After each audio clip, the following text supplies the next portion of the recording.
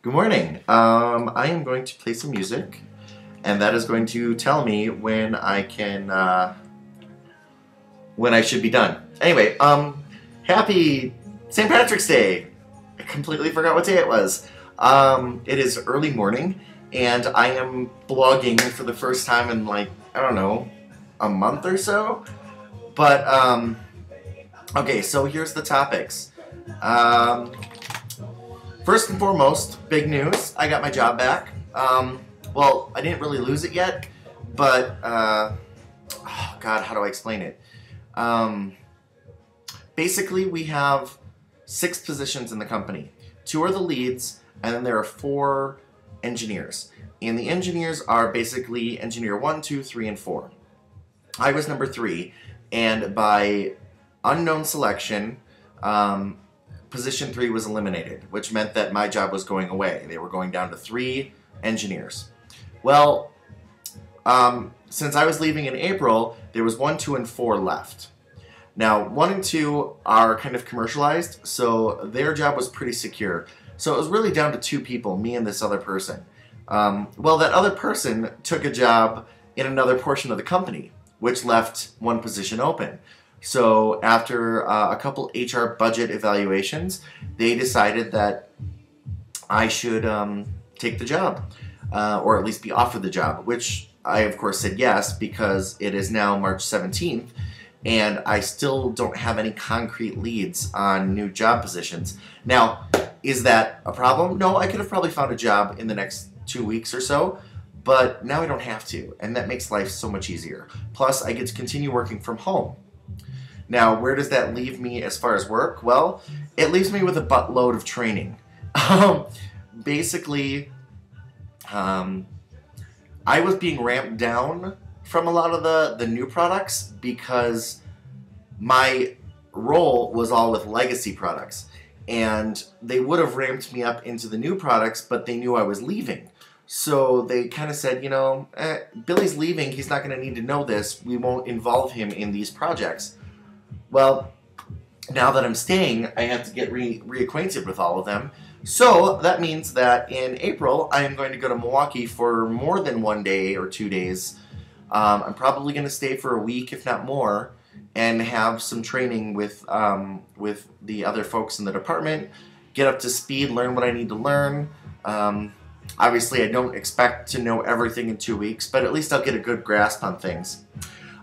If you'll notice, my hair is blonde and long, neither of which were expected or I was prepared for. I went to Milwaukee last weekend and worked on a website for one of my clients who happens to work for a salon.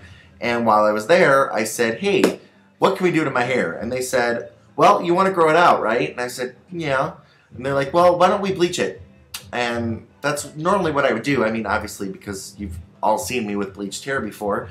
But when I do it by myself, it comes out kind of orange.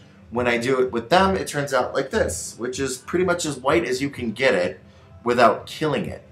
Now, here's the fun thing. Look. Oh, it's reversed. Okay, so look at this. This is literally a week of growth. Look how dark the roots are already. That is crazy. So, whatever. The cool thing I like about my hair, though, is it makes it very straw-like. Not dry straw, but straight straw. Like, I can actually do stuff with it without it curling, and I like that. So, that's the main reason I'll do it. More than likely what's going to happen is in a month or so, I'm going to get frustrated with it and cut most of it off, and then I'll just have, you know, colored tips. Whatever. Who knows? Let's see what else is going on. So, basically, I'll go over my weekend. I hung out with friends from Madison, who I haven't seen in a while. That was awesome. I got to meet my friend David's new boyfriend, who is actually a lot cooler than I thought he would be. Not because I thought anything bad, but because I kind of thought that there were too many incompatibilities between them. But, you know, mismatch. But as it turns out, they work really well together. And I thought it was funny and cute to see that he was actually really happy about the relationship or what was forming but he was trying so hard to downplay it because I think he's, a little bit nervous about, a relationship. Anyway, I didn't realize it at the time, but it was spring break in a lot of areas, which made flying standby really difficult. And so when I went to go fly home on Sunday, all the flights were full. They were just full. With that in mind, I didn't make it home. But that allowed me to go to Drag Queen Bingo at Fluid, which I haven't been to in I don't know how long. Which I think is great. I haven't seen it, and there was a good crowd, and there was some very good friends of mine there. Donnie was working, Daryl, John, Nick, the other Nick, they were all there, so it was great. Oh, funny thing, okay, a quick story, real quick. So there's this program called Grindr. If you haven't heard of it, it's basically like a chat messaging online service, kind of like gay.com or AOL Chat or any of those.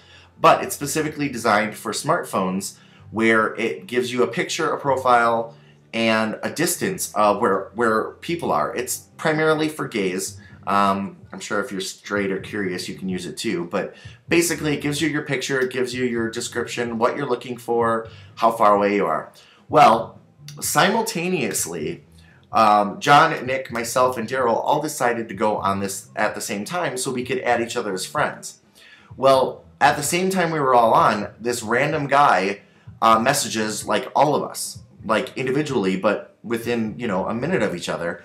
And so we're like, oh, somebody messaged us. And Daryl's like, yeah, somebody messaged me. And John's like, oh yeah, somebody messaged me. What's going on? Same guy, all asking for the same thing. He was pretty creepy and pretty gross. So we decided that we were going to have a little fun with it. And we started fucking with him. Like, what are you into? What do you like? We're downtown, blah, blah, blah. And we all started saying pretty much the same thing, but in different phrasing. Like, I would say, where are you at? And a friend of mine would be like, how far away are you? And then Daryl would be like, do you live close by? And we were doing that, and he didn't catch on. Like, for a half hour, we were doing the same message, just in variables. And we were trying to see who he would say what to. And as it turned out, he eventually started blocking us one at a time when we wouldn't give him the things that he wanted to hear. Meaning, he wanted us to come over, he wanted us to send him various pictures, and we're like, no. So it was fun to play, and I hope he didn't get totally pissed off about it, but from the messages he was sending us, it sounded like he was talking to about 20 or 30 guys, and somebody who's that committed to having a personal time with somebody who is that random probably deserves to get fucked with.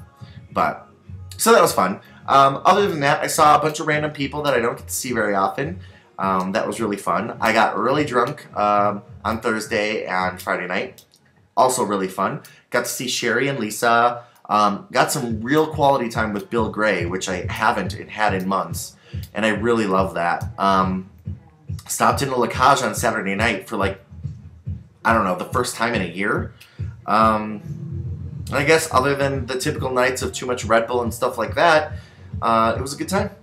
So I think I'm doing pretty well. I don't know. I really need to get more sleep apparently. I look like I have like 10 years worth of bags under my eyes. But okay, that's it. Love y'all. Talk to you soon. Bye.